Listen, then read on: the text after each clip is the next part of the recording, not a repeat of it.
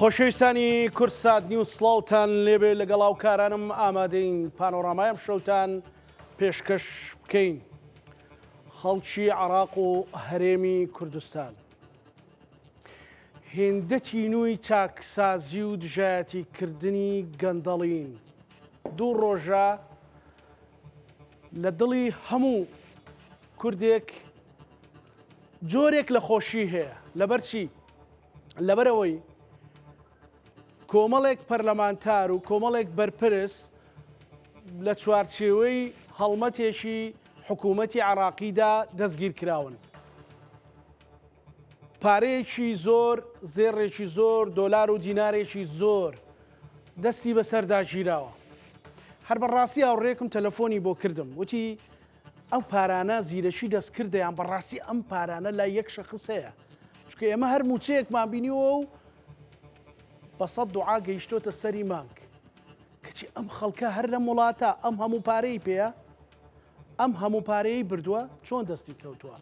بۆیە کەس نییە دڵی لەگەڵ چاکسازی نەبێت، دژی گەندەڵی نەبێت، ئەگەر تەنانەت براکەی خۆشی بێ، ئەگەر تەنانەت کەسوکاری خۆشی بێ. پرسیارەکە ئەوەیە، ساڵانێکی زۆرە لە هەرێمی کوردستانیش باسی گەندەڵی دەکرێت، ساڵانێکی زۆرە باسی چاکسازی دەکرێت، بەڵام تۆ بڵێ بەرەبایانێکی سپیش لە هەرێمی کوردستان بێت و بەشێک لەو کەسانەی سامانی ئەم نیشتیمان و ئەو وڵاتیان بە هەدەرداوە و بەنا یاسایی و بەنا شەرعی دەوڵەمەند بوون دەستگیر نەکرێن. هەندێک جار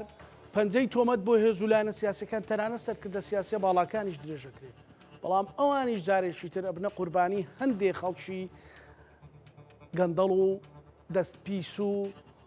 لە خوانە ترسا و بەڕاستی کەسێک کە خوای خۆش بێت چۆن ئەمە دەرهەق بە وڵاتەکەیەکە، کەسێک کە نیشتیمانەکەی خۆش بێت چۆن ئەمە دەرهەق بە وڵات و نیشتیمانەکەیەکە. خۆزگە تینوەتەکەی ئێمەش بۆ چاکسازی و بۆ دژایەتی گەندەڵی ئەشکا. جاباسی ئەو بابەتاکی لەگەڵ شێ لەگەڵ بەڕێز مامۆستا مەسعود عەبدولخالق نووسەر و چاودێری سیاسی. سەرەتا دەبێت ئەوە بڵێم، 7-8 خولەک لە کاتی دیاریکراوی بەرنامەکە دواکەوتین بۆ تیمی ئێمە لە هەولێر چوە بۆ یەکێک لە ئەو ئەوانەی پێڵێن سیتیەکان، شارەکان، شاری زێڕینە، کۆمەڵگەی نیشتە جێبوونە بچووکەکانی وەناو شارەکان هەیە، پێیان وتون ئێوە ڕێگە پێدراو نین بچن ناو ئەو شارەوە. تی بۆ لەبەر وەڵای ئێمە سکیۆریتین و پیاوی کاسبین هەر ئەمرمان پێکراوە و کە بۆتانی پەیوەندیمان کرد بە مامۆستا مەسعود و مامۆستا مەسعودیش ستا خۆی گوێی لە قسەکانمە ئیش پەیوەندی پێوەکردن کاکە لێک تێنەگەیشتنە ئەوان لەسەر پرۆژە قسە ناکەن، ئێمە بابەتێکی سیاسیمانی قسەی لەسەرەکەین، تی بەداخەوە ڕێگە نادەین.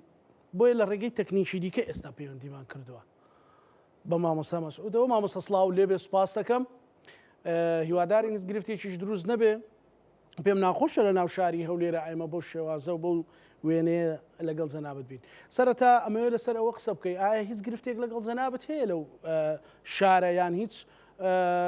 مەسەلەن تاقیکردنەوەیکی بۆمبی ئەتۆمی یان مەترسیی ئەوەندە هەیە لەو ستیا کە ڕێگە نەدەن کەناڵی ڕاگەیاندن داخەڵ بێت بێتە ژوورەوە؟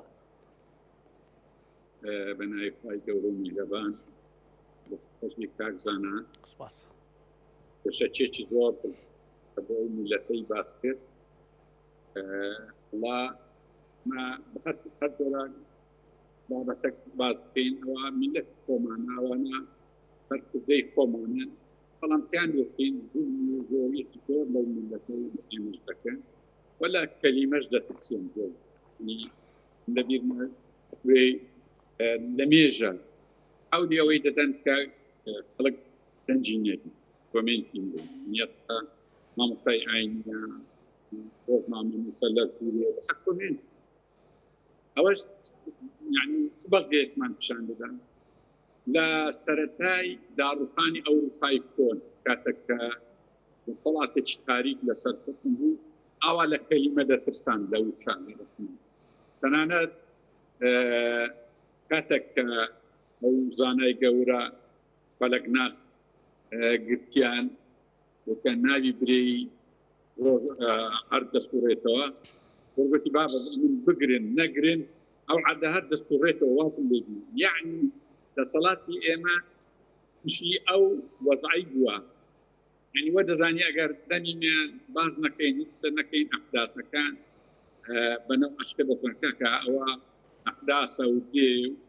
هەرێمی کوردستان داواز بووە و کەس ڕووی پێناکا و دیبلۆماسی کوردی سپر بووە بەهۆی گەندەڵیە ئەو گەندەڵی کە ئێستا ئەو مەوزوعەیە کە گەندەڵی دازەکاردینە سەر ئەوەش ئەو بابەتەی ئەوەی ئەو ڕۆئێواری بینیت بەشەکە لە گەندەڵی بەشێکە ترسان لە ڕاگەیاندن بەشێکە لە دژایەتی شەفافیەت ئەنی ئەوە ئەساسە چی دژە گەندەڵیە دەزانی کاک زانە باشتە هەرچی ئەنبیا هەرچی پێغەمبەران هاتینە هەموو لە بۆ دژایەتی گەندەڵی و فەسادیان بەڵێ هەرچی ئاسمانی لە هەموو ئاەتەکان ئەگە تەوراتە ئینجیلە کنزارەبایە قورئانی پیرۆزی خۆمانە کە دێتە سەر فاسد و مفسد زۆر بەتون قسە دەکەن یعنی وەکو بێ هیچ نورەکی نالی زۆر ئەنوەکی ئاینتریا باسی کافر و باسی منکر و باسی زۆر ئەوانە لا سەرخۆیە بەس باسی مفسد زۆر بەتوندی دەکەن تەنانەت لە تەورات بەس لەسەر مفسد نەک فاسد کە فاسد و مفسد 6 جار باسییان بە زۆر بەخراپن عینەن قەراری ئومەم متحیدەی دەزانی چۆن لە ئەسباب موجەبەکە چۆنیان باز دەکەن درێ ئەوانە تاوانباری ڕوو ڕەشی دانیشتیمانی ئەنی لە کوردستانیش حکووەیە مامۆستای ئاینی ساگفتوگۆ لەگەر یەکتر هەمومان زۆر بەڕێزی بەس لەگەر مفسد کەس ناگە ڕێزی مێزی داکەن بەڕاستی لە مزگەوتەکان لە تازیەکان لە مەجلیسەکان نابی لەبەر مفسد هەستیەوە و ڕێزی بگری و ئەوی مامۆستا مەسعود یعنی سەرەتاکەی یعنی زۆر کەس خەڵک پێی ناخۆش بوو پێت گوتپاتۆ گەندەڵی ئێستا بەڕاستی ینی بۆتە وشەیەکی سواوی ئاسایی هەندێک جار خەڵک یان گەنجەکان بە گاڵتەوە بێک دڵها گەندەڵ لە کوێ بووی یعنی بۆتە وشەیەکی زۆر ئاسایی کە لە فەسادەوە هاتووە خو بە ڕێزت باست کرد لە هەموو کتێبە پیرۆزەکانە هاتووە بە قورئانی پیرۆزیشەوە یعنی بەڕاستی کارەسات نییە بەو شێوەیە تۆ ئەو هەموو پارە و زێڕ و دۆلار و دینارا بینی لە کاتێکە دەیان کورە هەزاران خەڵک لە بەغدا نانی لە عراق و لە شارەکانی ناوەڕاستی باشوور نانیان نێبی خۆم بەڕاستی خۆر ئەوە نیە کە لەسەر شاشنی بینین لە هەرێمی کوردستانیش بە هەمان شێوە زانی شتەکە ینی گەندەڵکار نیشتیمان مەبادی لە چێ گەندەڵی هەبی ئەوێ نیشتیمان بەرەندێ گەندەڵکاری عێراقی لەگە کوردستانی هەموو باب و برا و ئامۆزاییەکەن ئەوان کەسکاریەکەن ئەمە کەسکاری ئەوان نین وەکو بێ لە ناو یەک پاپۆر زۆر داغەبتە دەکەوانە گەندەڵکارەکان لە ناو یەک پاپۆرەکی چاپ و ڕێک و زۆر باشەنێ میلەتیش ئێمە لە ناو پاپۆرەکی خراپ و بێسەروبەری یعنی ئەوان ئامۆزا و برای یەکترینە ڕاستیەکەی ئەمە بینیمان لە کوردستانیش کەمشاکە داعش نازانم هەرچی ناوی لێتنی تعاملی لەگەرکران گەندەڵکاری کوردستان هیچ سنوورەکی نەبووە لەگەر هەرچی دەرێ لەگەر داجیکەر دەرێ لەگەر هەر لەبەرەوەی گەندەڵکار گەندەڵکاری کوردستانە چی عێراق چی شوێنکە ئاگایان لە یەکترە وە خزمی یەکن و ئامۆزای یەکن و نیشتیمانشیان نییە ڕاستەکەی وە ویژدان و زەمیر و دینیان نیە لە کێشەی گەندەڵکار شتەشتەیە کاکزانانی بەڵێ یعنی ئەوە نیە کاکە دەیاڵاوە برای خۆمان و کورە چیان لێبکەین یعنی بۆی ڕاناوەستی ها لە کوردستانە تەمەشاکە ئەس سەرەتا گەندەڵی بوو دزی بوو ناوی هێزی ئار بوو بەبیرم دێ یان وەختێکی ناوی بوونا مافیا قیادەکانی خۆمان ناویان دێنا دەی ئێستا گەیشتە چێ لەوەی ڕاناوەستی هەرەوەی برێ پارک هەم ملک و ماڵ و نەوت و ئەجارە داهات و ئەجارە سامانی ژێرزەمین ئەجارە کاوانە پلاز و پەڕینەوە لە بۆ مادەی هۆشبەر و تعاونکردن لەگەر دەسەڵاتی داگیرکەران یعنی سنووری نییە گەندەڵی هەتا هەوا وڵاتەکەی پێک نەدا وەکو ئێستا چۆن هەرێمی کوردستان لەلایەن مەسەڵ یەکێکی بلاس خاردەوە گەیشتە لێواری هەڵدێران وە بالفعل ئێستا لێوارەکەەوە دەبینی ئەو لە چ دێ هەمووی لە گەندەڵی بوو هەمووی لە گەندەڵی دێ گەندەڵی ڕاستەکەی کە چۆن وها وەستی دەکرێت لە قورآن و لە مەبادی نێودەوڵی و لە ئیتفاقیەت نێودەوڵەتی نەدەوڵەتی پێ دروست دەکرێت لە کۆمەڵگەی پێ دروست یعنی هەمووی تێک دەدان یعنی دارزانە گەندەڵ هەرخۆی معنای کەلیمەکەی خۆی وە دەبێت بەڕاستی لە هەموو دنیا گەندەڵکار نابی ئەسڵەن حکومەت گەندەڵ یعنی کەلیمەت هەیە نازانم بیرێمیان کاکزانە والله بیڵێ مامۆستا لەم مستەڵەحاتەکانی گەندەڵی پایەک هەیە پێی دەگوترێ کلیپتۆکراسی یعنی پرسی دیموکراسی و سایزۆکرات و فیزیۆکراتی ئەوانە زۆرن ئەو کراتیان یەک لەوانە کلیپتۆکراسیستە کلیپتۆکراسی ڕێ ئەوە چییە لە هەموو دنیا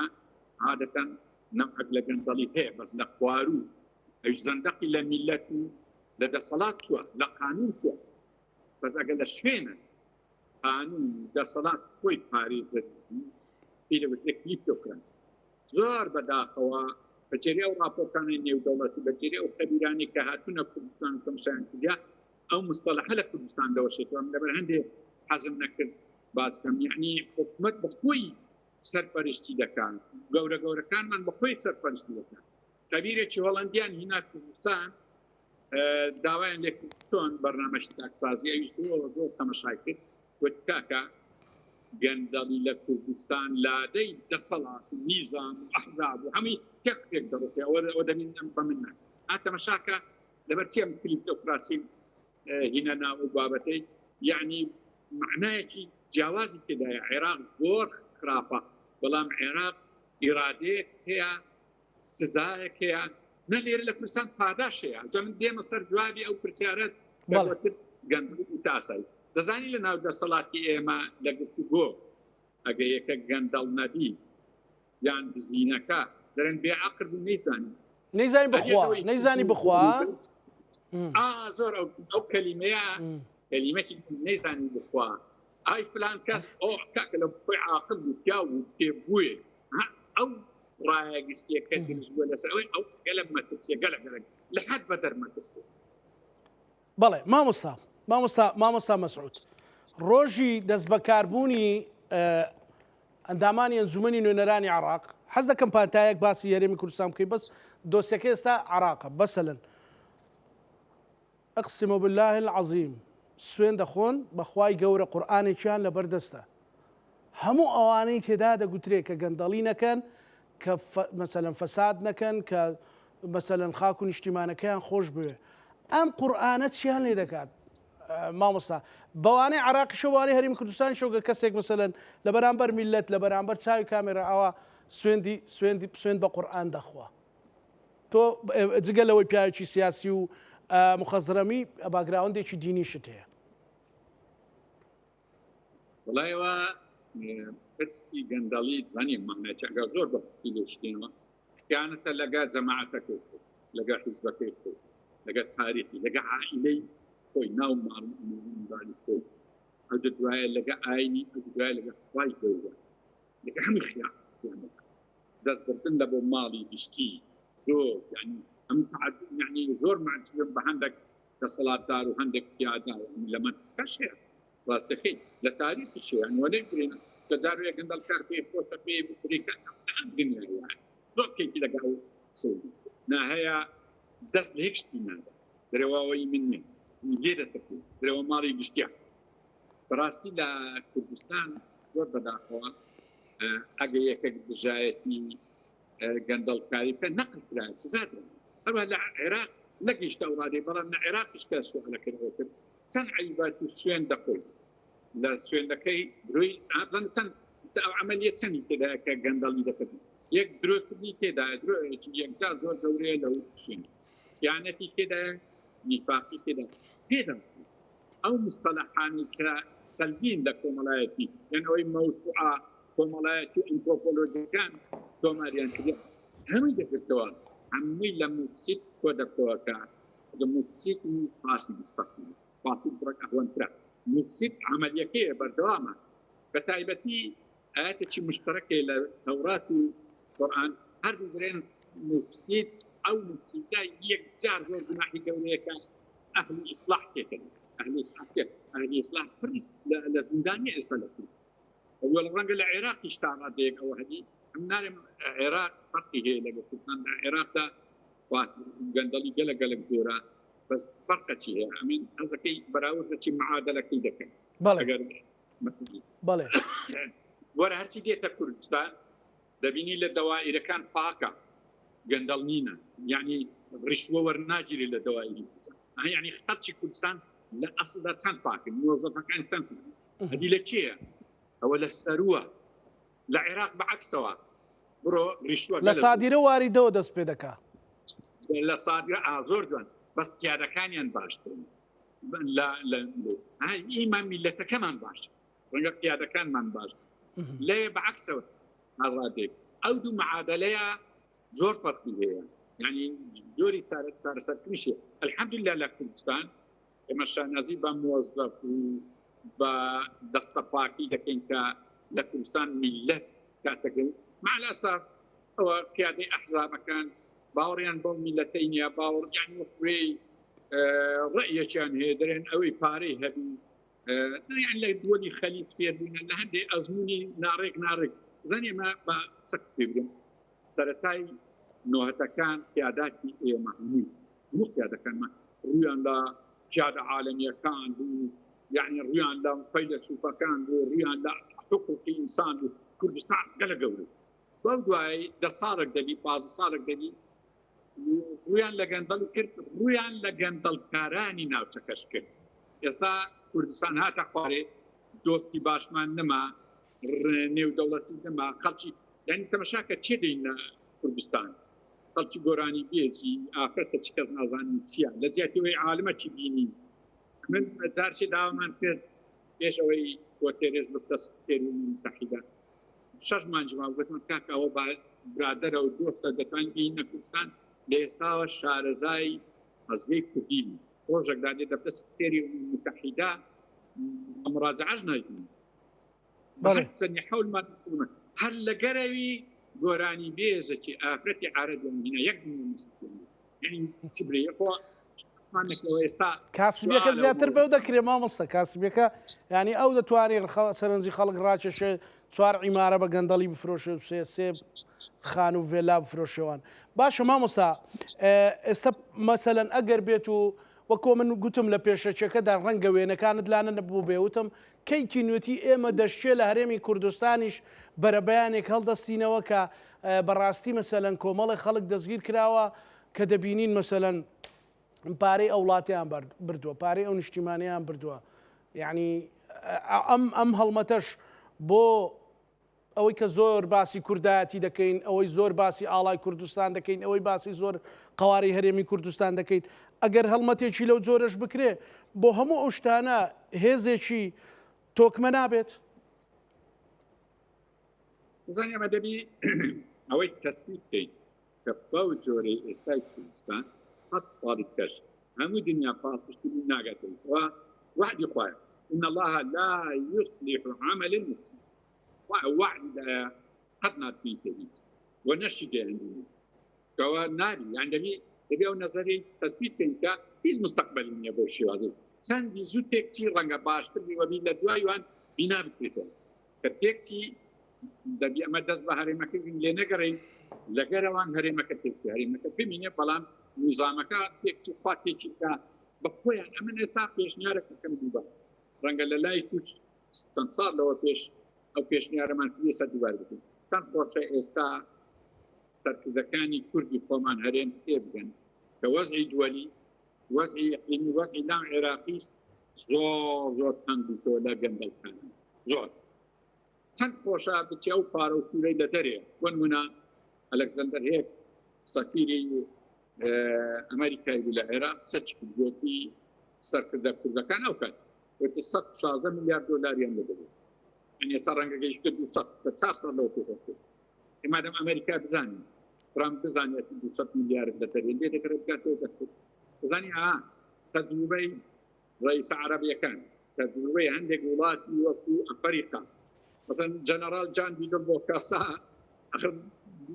کلیپتۆکراسی یەک لەوانە لە بۆ ئەو جەنەرال بۆ کاسایی سەرۆکی ئەفریقای بۆ هات کە نزیکەی 20 تەن زێڕی هەبوو بەڵام مارکۆسی فیلیپین 53 تەن زێڕی هەبوو کەسیان نەبوونە ساحبی نیستان لە جێڕێکی یعنی شانشات کە بووە ساحبی هیچ دۆلاری کە لە دەرەوەی دانا بۆ ئاخری لە زەنگ دەچێ و مرد یعنی چەند ماس ڕئیس عەرەبیەکان یعنی ئەمە ئێستاش ئەگەر سەرکردە کوردەکانی خۆمان ئەو پارەی بینەوە و 100 میلیارد بەنگە زیاتر بەنا ئەو کوردستانی وەرکەن بەنا ئەو فەقیر و هەژار و پێشمەرگەی و مۆزەف و ماڵە ئەنپال و شەهید و دەزانی چەند خۆشێکی گەورەی دەزانی ئەوانی چەند خۆشەویست دەبن یعنی یەک کەلیمە بۆی لەو یعنی وەکو بڵێ تۆبەکی نەسوحە لە جیاتی ئەوەی سبەی بێن وەکو خۆت باست کرد بەیانیەک بێن دەست و پڵیان بەستن لە ئەو پارەیان لە ناو جرپانی دەربین هەینێ هەم حیاشێن نەتی هەم ئەمە لێرە قسە گفتوگۆی دەکەین بە هیچ نەوعەت ئەو پارەی ئێستا هەیکیان نابین سەرحەدی قەت چەند خۆشە ئێستا جێمان لێ ڕاگرن و یەکسەر سبەینێ ئەو پارەی بین هێشتا مەجالی ئەوە ماوە مەسەلەن ئەگەر بە هەر شێوازێکیش بێ کابرا خۆشی نەڵێتە و گەندەڵی ئەم کردو بەڵام چی دیت وا لەو میلەتە نەکەن مەسەلەن یان لەسەر هاتنی موچە ئەو هەموو ساردی گەرمەی پێ نەبینن کاک زاناش تشکشتی ڕەنگە عێراق و گەندەڵی لە عێراق گەندەڵی لە وڵاتانی خەلیج وەکو کوردستان زۆر گوناحمێت گەندەڵی لە کوردستان بەیدی چییە یەکسەرەت دەبی ئارەقە و فرمێست و خوێنی شەهیدانی کوردستان بەجوێ کە ئارەقە و خوێن فرمێسکە ڕژایە لە کوردستان هەتا ئەو بەتامە هات سەرزای چەند گوناحە ئەتو پارەی ئەو میلەتەی ئەنی لە ناو قەبر بەبیرت بێتەوە هاتۆزەنی لێوا شەهیدە لاوەتوا پارەی ئەو شەهیدەی کە پارەی خوێن و ئارەقەی داهاتی منداڵە هێتوونەکانی ئەو شەهیدانە دەخۆی هەڕی دەگری کۆی دەکەوە یعنی چویژدانەکە ئەم چۆن پێت برێم پیادا چۆن پێت برێم دڵسۆز چۆن پێت برێم کوردایەتی دەکەیت چۆن پێت برێم نازانم ئەو ناوان باشترین ڕێگە ئەوەیە بیرێکی لە خۆ بکەنەوە بیرێکی لەو شەهیدانە بیرێک لە وعدی خوای بیرێک لە قورئانی پیرۆز ڕاستن لە بۆ سبەینێ ئەمە میلەتەکی لێبوردەیمان گەلەگەڵ بە قەرار ئەو پارەیە بینەوە کوردستان بەس یعنی بیکەنە کوردستان هەمووی دەکە زێڕوجی ئەمە هەینە پێویستمان بە بەغدا دەبی بچین لەبەر دەرگای بەغدا پاڕێنەوە برێن ئەری موچەمان پێ ئەگەم ئەو هەموو پارەیە بین و بیدەینە حکومەت و حکومەتیش بەتاوەتە ڕوودا و میلەتەی بکە ئەمە مەشاریعمان پێ دەکرێت ئەو کاتی خۆمان ئەسڵ میلەتی ترمان پێ دەکرێت بەداهاتی لەبەر هەندێک مناوەی وەکو پەیامەکە ئیشاڵا من داوا دەکەم مامۆستایانی ئاینی هەموو لە ڕۆژی جومعایان و هەر مناسەکی ئەو پەیامەی بنێرنە بۆ سەرکردایەتی ئێمە هەتا زووە وەکو دروشمەکەی هەتا بەسەر شۆڕی لێ لە جرپانیان دەرنێنانە بەسەر بەرزی وەرە بە خۆت دەرنە برێ غەڵەتن کرد و ئەمەش هەموو وەکو برینێکی خۆش دەبین و دەبینەوە بەڵێ مامۆستا مەسعود با باسی دۆخی هەرێمی کوردستان بکەین دۆخێکی چەق بەستوو هەیە ئێستا ئەمە داوایەوە دەکەین کە هەندێک لە گەندەڵ و دزەکان پارە دزراوەکان بێنەوە بەسەوە حکومت پێک نایێت تا بین داوا لەو حکومەتە بکەین بڵێن کاکە وەرن ناوی خوای لێ بێنن لە بەرخاتری خوێنی شەهیدان لە بەرخاتری و خەڵکە تێکۆشەرە ئەو خەڵکە ماندووە ئەو خەڵکە دڵسۆزەی کە هەیە لە هەرێمی کوردستان وەک ئێستا جەنابەت باست کرد لە دایرەیەکی حکومی هەتا سێی دوانی وەڕۆ دەوام دەکا یعنی وەکو چۆن دەڵێ موناپسێنێ ئێستا دۆخی هەرێمی کوردستان چۆن دەبینی بە تایبەت کە هەندێک خۆیان کردو بە خاوەنی قوارەی هەرێم و پێیان وایە هەندێکی دیکەش دژی قوارەی هەرێمی کوردستان ئەمە ڕاستی ئەو دووبەرەیە دەبینی حقیقەتی تێدا خەڵکێکە بێ قوارەی هەرێمی کوردستان یان ئەوەی کە بلاسخار چەند ساڵ پێشەستا گوتی هەر ئەوەیە لە مێژە کوردستان ئەوهانی ئەو دابەشیا دژی نیشتمە ئەوە جۆرشتێ دابەشێکی طبقی هەیە طبقەتی فاسد ئەقلیەتە طبقەتی میلەتە میلەت تەماشای بڕۆ ئەو ناوانەی کە پایدار بوون لە بەغدا بڕۆ ئەو ناوانەی کە لە تەهران کتێب دەرچێت لەسەر ئەوانەی کە شەڕی کوردیان کردێ و ئەوانەی کردێ و چیان کردە ڕسبەی لە تورکیا دیسان پایدار دەردەچی یەکی میلەت تێدان هەمووی لەوبەرەیە لە بەرەی طبقەی گەندەڵێ سەم زۆر جار پێم عەجیبە بە هەندێک خەڵکی دەرێن جاش سیرە و بەوی دەرێن ئیطلاعات کاکە بەس گەندەڵکار ئەویشان دەکات بە شەرەفە چۆن سەری شۆڕ دەکا داستی لە قورئانی پیرۆز دەرێ هەرێ پێت خۆشە گۆشتی برایەکەت بێت کەرگ نوێژێ بکا و مەبادی هەبی و کوردایەتی و وەتەنی و سۆزیەتی چۆن کە جاسوسی کردن خۆفرۆشتن بەو دەوڵەت و بەو دەوڵات پارە دزینی میلەت علاقەی بە ناموسی هەیە یعنی میلەت ناموسە وڵات ناموسە چۆن ئینسان ناموس بکە نایە بەس چێ دەیدا گەندەڵکار هیچ شتێکی هیچ مەبادی ئەچینی ناموس مەقسەدم ئەو کەلیمە مستەلەحە ڕافێنێ ناموس بەو زاراوەی کە تەورات باس ناموس زۆر گرنگە بۆچی گرنگ دەبێت هەندی ڕاستیەکەی ینی تازە باست کە موچەخۆر ینی مەبەستەکەی بنەوەیە ینی هەڵسەنگاندنی چوو بۆ دۆخی هەرێمی کوردستان پێت وایە بەرەیە کە بە دیفاع بیۆمبەرگری لە هەرێمی کوردستان بکە یان بەڕاستی کاتێوێ واز لە هەندێک دروشم بێنین و پێویستمان بەوێ حکوومەتێک پێک بێ کە خزمەتی قوارەی هەرێمی کوردستان بکە خزمەتی خەڵکی کوردستان بکە خزمەتی خەڵکی دڵسۆز بکە زین لە کوردستان زۆر پێچەوانە بکە ینی ئێستا ئەمن ماوە کە دەبینم هەر بەڕاستی هیچ شتێک نمە ینی کابرا ڕسمی خۆی دادەنێت کە لە سەردەمی خۆی لەگە عێراق بووە بەڵام پێشمەرگە فەقیری شەرمێ دەکە ڕسمە چ خۆی دانیاتی جوان بەداخەوکە وایە بەداخەوە مامۆستا قسەکەت زۆر سادەیە بە زۆر جەرێک بڕا خەڵکێک پێی ئاسایە وێنەیەکی سەردەمی بەعزدا بنێ سەری پێی بڵندە بەڵام پێشمەرگەیەکی دێرین شەرم دەکا قسەیەکی زۆر سادێ بەس تعبیرێکی زۆر قوڵی هەیە دەستت خۆش بێ با بمێنێوەش بۆ مێژوو ئەوە لە کوردستان ئەهلی گەندەڵکار بە هاشتات دێن لە مەجلیسان شەریف بن عەقبێ سەری شۆڕنی مادام تو هەر دزیەکەی دەکەی هەقوێ بە سەرشۆڕی بێنی ئەوە چیە معنای چیە معنای وایە دەسەڵاتی لە پشتاوەییەک دووش کۆمەڵگەکەشیان پشتیان وایە لێک لە دوبزانە ئەم وەڵامی پرسیارەکەت کە دەرەی ئەرێ حکوومەتێک پێک بێ لە کوردستانی ئەها مفسید یان گەندەڵکار متطلباتی هەیە وهرە ئەوەندە نییە برێ ئەو فەسادی دەکا و گەندەڵی دەکە نا دەبی کۆمەڵگەکەت لێ تێک بدە دەبی تعلیمت لێ تێک بدە دەبی نووسەرانت لێ تێک بدە ئافرەتان مامۆستای ئاینی حکوومەت پێدا بڕێت دام و دەستگایەکان هەموو لێ تێکدا ئەوجا گەندەڵکار دەتوانی بە ئاسانی هەناسەی بدا و بە حڕیەت بەس ئیوی دەبی سە لە کوردستان چێ ئازادە بەس گەندەڵکار ئازادە بۆ ئاگاداریتان یعنی ئەوە ئەوی هیچێ ئازاد ئێستا بن باسی ئێوارێت کرد وەرە لە ناو شاری زێڕینەی حیزبی باسی لێ ئەسڵەن تەلەڤیزیۆنی دێتە لای ئەسڵەن حیمایی هەیە نازەن چی هەیە ئەمەش ئەو بە واوەستەکە دەبین چۆن لەبەر هەندێ وەزن زۆر وەردەرایە ئەمن ئەوەی دووبارە دەکەمەوە خەڵکی کوردستان هیچ تری بۆ حکوومەتێک بۆشن هیچ سپەرتی چێوێکی ڕاستیەکەی چکە ئەو حکوومەتە هەتا ئێستا ئیوی نەبوو وڵای ئەمێن 2 ساڵی دکتۆر بەرهەمی فەرقەچی هەبوو یعنی من نازانم دکتۆر بەرهەم ئێستا هیچ عیلاقەی بە یەکێکی مایە نەمایە ئەمنی ئەوە لای من گرنگ نییە داپە یەکێکی ئەو قسەی خۆشە پێی ناخۆشە یان برادرانی پارتیان پشت 2 ساڵی دکتۆر بەرهەمی ڕاستی هەست خەڵک هەستی کە حکوومەتەکە ئیویە دەستپێنەما یعنی مامۆستا ئەمن وەک لێرە وەکو ڕۆژنامە نووسێکی هەر دەڵێن حزبی ئەو شایەتی بدەم ئەو خۆی ئەو بەڕێزە باسی کردگوتی سەرۆک مامجەلال ڕۆحی شاد بێ گوتی لە بەغدا بوو گوتی ئەگەر هەموو ئێوارەیەک نەیکرد بە بەیانیان سەعادە تەلەفۆنی بۆ دەکردن دەیگوت سڵاو دکتۆر بەرهەم حکوومەتەکەت چۆنە ڕەوشی حکوومەتەکە چۆنە چێ چێشت بۆ دروست دەکا وەزیرەکانی پارتیانی یەکێتی با من تەدەخول بکەم و بۆ چارەسەر بکەم ینی زۆر جار دەگوترێ وەکو ئەوەی کە ئەو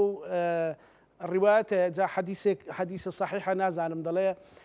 کابراەک چۆ لای ئیمامی عەلی گوتی بۆچی لە سەردەمی پێغەمبەردا صلی الله علیه وسلم شتەکان تۆکمەتر بوو ینی جۆرێک لە جۆرەکان شتەکان ڕێکخراوتر بوو دینی ئیسلام و داوە بە باشتر دەچۆ پێش چی لەبەرەوەی ئەو عەلی عومەری هەبوو وتی بەڵام ئێمە عەلی عومەرمان نییە مەسەلەن ڕەنگە کەسێک هەبێت کە تۆ ئیرادەت تەشبیه نەبێ طبعا ئەوە هەر کەسە و پەیامی خۆی هەیە ئەو لە لای خوای گەورە و نێردراوە پێغەمبەر صلی الله عليه وسلم ئەو هیچ لێکچوانێک نییە بەڵام ئەو سەردەمەش مەسەلەن خەڵکێکی وەکو مام جەلال مەسەلەن لە پشتی کاک بەرهەم و سەر حکومەتەکان بووە خۆت دەزانی مەسەلەن کێشەی پارتویەکێتی دروست بوو خەریبوو بتەقێتەوە گوتی قەیسەکە با 2 ساڵ بۆ سەرۆکی حکومەت بۆ کاک نێچیروان بێ ینی ئەم تێگەیشتە نیشتیمانی و گەورەیە کە ڕەنگە ئەو وەختە هەموو یەکێتیەکان گلەیان لە سەرۆک مام جەلال کرد بێ لەکوێ بیدۆزینەوە بەڕێز مامۆستا مەسعود لە پێناو نیشتیمان لە پێناو خەڵک ببوورە من درێژم کرد يعني لو سردني زانا خلق دورمان بو بارت ناو جباني كرتشي لدوايمي كتقال لو كاتي وديسان يعني كاتا متدفنجين او دورمان دي كرتشي او سطح عبدي لبغداد هذا وين لدهاتي كردستان كدهاتي تيجا زورا خلق كردستان دي برشا يعني هرتي دورمان دا يصلح كردستان هرتي وضعي باش مثل دارو يدرن سياري كان هي راست عوامي سطح عبدكي بغداد وانا او سطح عبدي لبغداد كان جرين كان خراب يعني جن ها متطلبات بسيطه جند الكاران او غوردرا بابوري سربقو او سطح عبدكي لبو هم ملتي سبو بلان تساوديري تشلس اهلي جندل لو تساوديري دكرس او غوردرا ملت هم زار هم بيبرجو بناوي ابوري سربقو نو تكدن طبقه خمس دفاز صافي يعني وكوتايه كشي بكرجو بشكست بدوراندن كوتايه يعني دزاني هاكزانا با دوباري اما هم دمي بي او ما لدي كاتكي زور كيفوش او ازمو او هريم مانتيكتي يعني لبهندي من رزاق كاش كتكم يعني تسنى خوش مسبيني عربي بدوني ولو سكا اجابوني من سوق في سركدة كتب وبسكا ومش هم تصبر لي الانسان او كارثات الجو سنة خطا اتوايلي لبرتي اتخرج كردستان برسي كي تاني كي بيشي كي زاني اسا اشتر معناها زاني سكتبرم لو سيكنا خوشنا او كارتوني فردكاتو ام روجا كلين برسي او تشكي بتسنجو يك كيلو كارتون زاني تنزورا تا ريدا كنوا 10 كيلو كارتون 10 كيلو كارتون 750 10 كيلو كارتون او توجدانك هيك بارو او فقيري ببا ايش ب 10 كيلو كارتون 750 كارتون حتى خركيوا حتى باري لك مالو من ديك مالو من داري لقربا لك عربانه شي دي بات يعني هو زين تنجنا كما عندي راسكي بام دواري كموا با او وايليني سبيني امد الخوش بين بوي يكشي دروا امريكيك بي سكردشي ما فوبس كنا باشترين ايش اويا بير كنوا لك او ملتي خوان تيك بينوا او بارو كل حرام وكيس وسفرا ككسو اللي ورني بينو نان لما او شو رنگ او زور زور دوباره كما درم بلكو بجمان كنت هيني او ناوي عند التاريخ للايما زور جوره دبن لجياتي او برين اما $10 مليار معناها بردري يك ملت معناها اما ملت اما ايوي ده كاتي اماري مش ماري مو كرت دبك ايوي او تصير او اما بخم عندنا ايوي او كات اگر اوا بورز وزنابي شت باس كتكا اما سرتدش وما انت استا بيت ميدان بريك هكا يلا نبي هم باريتين نوا هكا فرق لبيني او رانجو او رانجينيا او حزب او حزبانيا ومن هموم ملتك إيمنا أمن حرب لازم لحزبين زانا وزي كردستان تنبه بورقا قيادة يوافق ما بستا مسعود $100 مليار تبير چند او رقم ام كرجنا من صار بيستو معنا $100 مليار $100 مليار زوره هدبه يان ملتك كاميان دولة منتري لكاميان دولة منتري لكاميان باردارتري يعني صلاح الدين الايوبي مشهوره يعني مصادر جورجون كمرت سلو حفر عندنا بلام تسلي امبراطوريه تشحبو سلو حب من كيلومتر عابدان ام اويكا $100 مليار دي 100 متر عرض لفارزه دينيه دي اويك معادله فور واس كلا كواتا اتوهموا $1 دي بلا ما ملت اللي رازي نبي مبادئ اللي رازي نبي خواي قورت اللي رازي نبي هم لسد اني اخوي خزي في حياه الدنيا وفي الاخره اقصد يعني ومعناته يعني الدنيا يصير سوري ليش دورايم كلمتين دوري ظلام يكفي سوانا دكتور شلو حب رهني هبوا صلاح الدين وزور ما هتبقى هذا كان تاريخ يشمل وهنا في كس يعني استاذ منه كس وهنا يعني ونبوا وزن كيسا لما هندي في استبداد رسالي وني أنا لو صانت كوران كوران من كيف كويتم ما ملت أو كيف دراسته كورستا من وقتم دي رابرسيك إيد الصلاة كوين لنا ملت جراب السطح أشتاي ملت رأيوا كجندالي فصادي لكتان هلا استبداد إخوان يعني هو الرأي مشتاق أنا يقول لك استاذ جامعي كسر بدا صلاة وقتين لو في لو برادران ميزيكن ورا جناحا وبياندرو وتقول لك كاكا من ويناك تيش ما يقوم تيش كده كروتين بالسوزي او تيبلي وتنا مش تشكم كده وتنتفكر ده الدفتر مذكرات يعني دفتر مذكرات معناه زينتي معنى كيني وانا لنالتو لباشان او انا اشرا رقم بركات جناح ناقص ور وقت من بيلي او فاري دينوا كراوي شيء تكي دولة اللي ترزنادي ملة اللي ترزنادي من باسي ممكن متطلبات الجندلي لك تنتكي يستيبوا بارتا دي ملة بارتا يست دستور نبي قانوني نبي برلمان النبي نزاهة نبي برلمان نبي حكومة بوشيوبي او متطلبات الجندلية اقل اللي برهندي امن باورم بتسار السليمين صار صرناكري دليل ترقي جندل لا دي او جوشان تسار مانەوەی دۆخەکە بەم شێوەیە لە بەرژەوەندی هیچ کەسێک دەبێ بۆ نمونە ئێستا ئەو حکوومەتایی کە هەیە 7 ساڵ 8 ساڵە هەیە بەردەوامە مەسەلەن پێیان وایە دەبێ هەر بێنەوە یەکێتی و لایەنەکانی دیکە مبارەکە بۆ بەڕێزە بکەن کە سەرۆکی حکوومەتە و هەر ئاوا بەردەوام بێ پێت وایە بەڕێز مامۆستا هیچ سوودێکی دەبێ ئەگەر بێت و بڵێن با لەبەر خاتری نیشتیمانیش ئەم جارە تەنەزولیان بۆ بکەین و مبارەکەی ئەو حکوومەت و ئەم جۆرە حکومڕانی ئەم شێوازە بکەین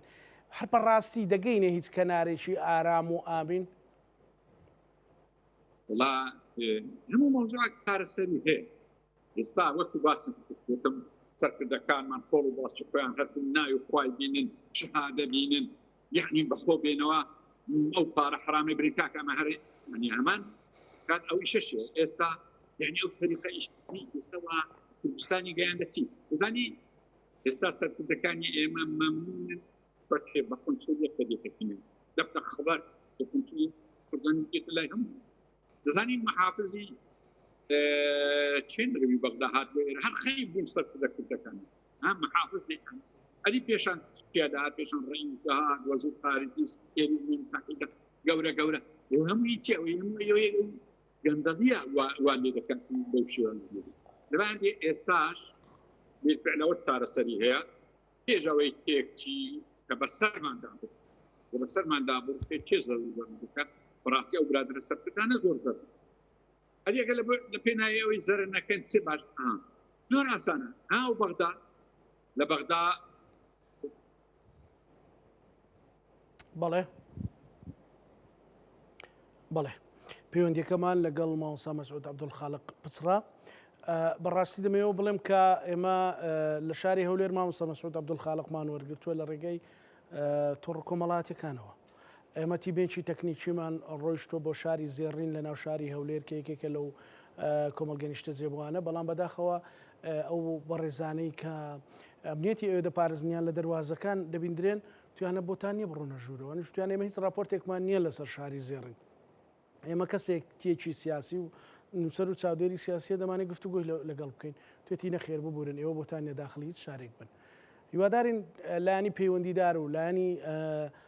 حکومڕان وەک حکومڕان لە شاری هەولێر ئیداری هەولێر بەڕێز پارێزگاری هەولێر ڕوونکردنەوەیان هەبێ لەسەر ئەو بابەتە ئێمە خۆمان پاراستووە لە هەموو جۆرە مهاتەراتێک لە هەموو بەرزونزمیەک بەڵام ئەم ڕێگریکردنە هیچ کەسێک ناگەێنێت نە ئێمە بەڕاستی ئەوە تا ئێمە بەرنامەی خۆمان کرد و دەنگ و ڕەنگەکەش گەیشت و کێشەیەک نەبوو بەڵام کەسی پێ گەورە نابێ و دەنجی ڕاستیش ون نابێ بەداخەوە پەیوەندەکە لە کۆتاییە پچڕا سپاسی بەڕێز مامۆستا مەسعود عەبدولخالق ئەەکەم نووسەر و سیاسەتمەدار زۆر سپاس دەکەم مامۆستا ئێمەش لەگەڵ هاوکارانم پاڕۆڕەمامان پێشکەشکردنم و لە یەکتان ئەمانەتی خوای گەورە بخواتەوە.